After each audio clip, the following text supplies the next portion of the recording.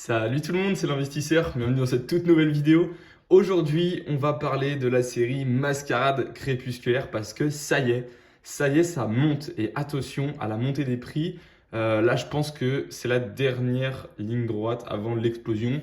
C'est maintenant que tout se joue sur cette série, selon moi, parce que on le sait, à l'intérieur, il y a des cartes qui sont, mine de rien, intéressantes.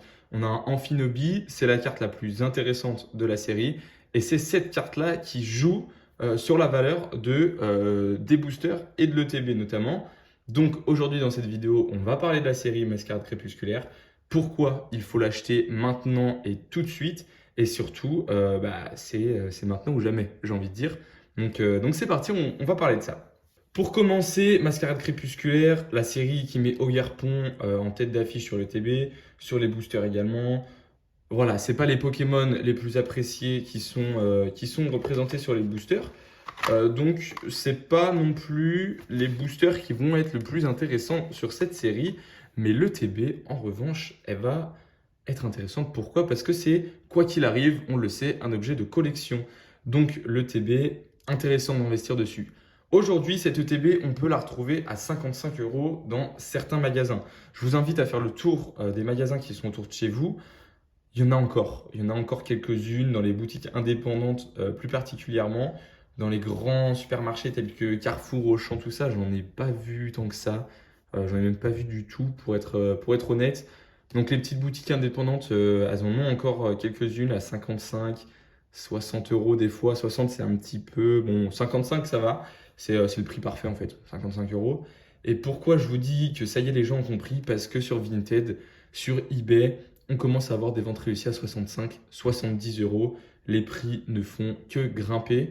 Et je pense que tant qu'on n'a pas vu des prix grimper, on a peur d'investir. Mais là, ça y est. Je veux dire, on voit que les prix de Mascarade crépusculaire montent.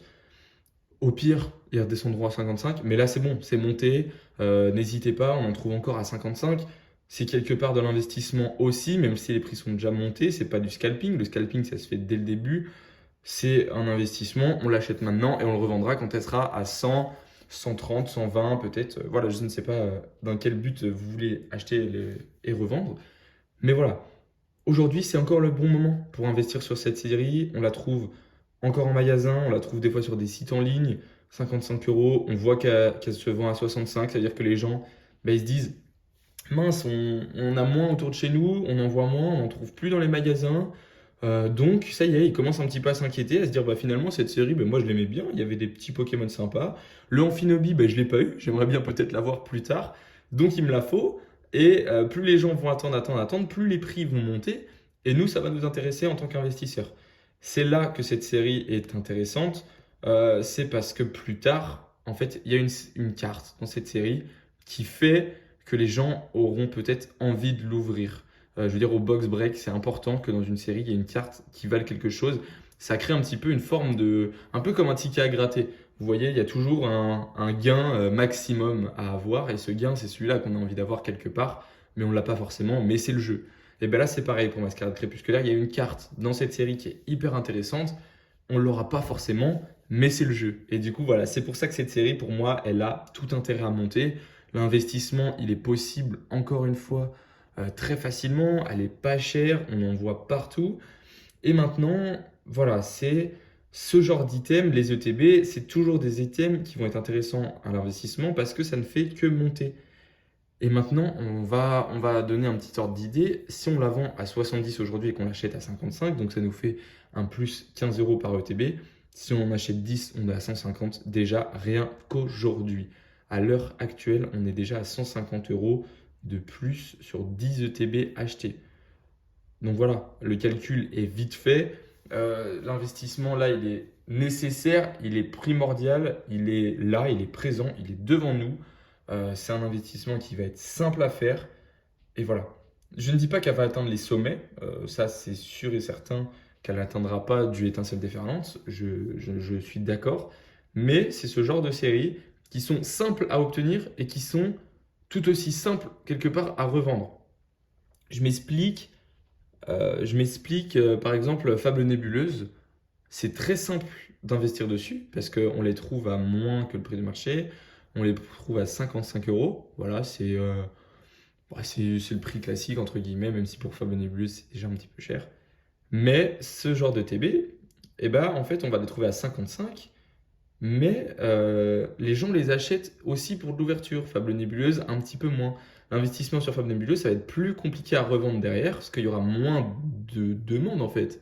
Je veux dire, tu auras beau en avoir acheté 20 et tu te dis elles sont montées à 70, 80 euros le TB, bah maintenant il faut les revendre. Et 80 euros une TB Fable Nébuleuse, les gens ils vont se poser la question. Parce que dedans il n'y a pas de carte super intéressante. Alors que là, un Amphinobi, c'est un Pokémon très apprécié. Et voilà, c'est ce genre d'item qui permet aux gens de se dire ah, là ça m'intéresse déjà plus de mettre 90, 100 euros dans une UTB qui peut me permettre d'obtenir la carte, une des cartes que j'aime, une des cartes qu'il me faut, plutôt qu'une UTB Fable Nébuleuse que tu achètes en fait un petit peu par dépit. Tu te dis, bon, bah, il n'y a plus que ça, ça reste encore dans mon budget, donc j'achète ça. Les gens, ils vont un petit peu plus réfléchir. Ensuite, on va avoir tout ce qui gravite autour de Mascarade Crépusculaire. Donc tout ce qui va être coffret, on a le coffret au Guerpon où on a un petit peu de Mascarade. On a la display Mascarade Crépusculaire. Ça va avoir peut-être, ça va demander un petit peu plus de temps, je pense, à monter vraiment haut. Donc aujourd'hui, moi, ce que je vous conseille, c'est un bon budget. Peut-être acheter les ETB plus que les displays déjà.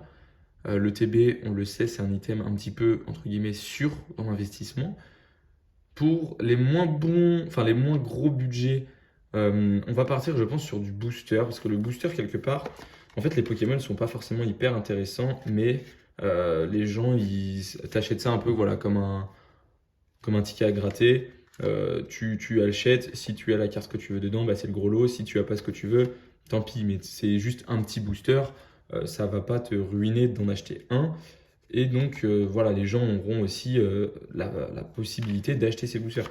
Moi, je vous conseille, si vous achetez les boosters, de prendre un art set, parce que les art sets sont également, donc quand je dis art set, c'est une illustration de chaque Pokémon représenté dans la série. Donc là, voilà, j'ai les 4. C'est aussi un objet de collection, les art sets, on le sait, surtout en carton comme ça, en plastique, en dur, parce que ben, les gens aiment bien avoir en fait chaque art set de chaque collection. C'est un peu comme une ETB de chaque collection. Voilà, c'est toujours un petit roulement. C'est mieux qu'avoir, je veux dire, un booster Ursaking au pif. Voilà. Donc ça aussi, c'est intéressant, les art sets. Euh, voilà pour cette série. Je pense qu'on a fait un petit peu le tour.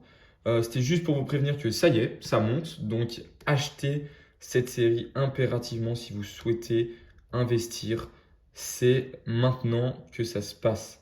C'est le moment où la série va exploser en 2025, je pense. En tout cas, les gens vont s'en rendre compte qu'elle est bien. Les gens vont comprendre que cette série avec Oguerpon mis en avant, c'est peut-être une série qu'ils ont loupée, qu'ils ont ratée. Et avec l'arrivée des séries comme Évolution Prismatique et Aventure Ensemble, qui vont être en fait, à mon avis, très compliquées à choper, les gens vont reculer un petit peu en arrière et vont se dire, bon, j'ai rien à ouvrir, qu'est-ce que je fais? Mascarade Crépusculaire, j'ai pas le Amphinobi. Couronne Stellaire, j'ai pas le bulle bizarre. Enfin, ils vont retourner en arrière et ils vont comprendre qu'en fait, ils ont raté pas mal de choses. Ils vont ouvrir les yeux sur des séries qui sont pour moi sous-cotées, mais très très sous-cotées. Et du coup, voilà pour cette analyse.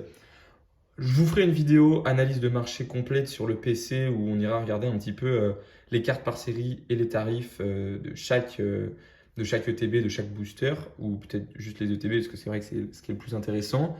Mais voilà, en tout cas, pardon, cette vidéo, j'espère qu'elle vous aura plu. C'était un petit conseil d'investissement, en tout cas, mon avis dessus. Je veux dire, vous faites bien ce que vous voulez, mais je pense que c'est pas déconnant d'investir dans cette série. Donc voilà pour cette petite vidéo. J'espère qu'elle vous aura plu. N'hésitez pas à vous abonner pour la suite. On va parler d'énormément de séries Pokémon. Il y a aussi du PEA qui arrive très prochainement pour ceux qui s'intéressent un petit peu à la bourse. Donc voilà, j'espère que cette vidéo vous aura plu et moi je vous dis à la prochaine. Salut!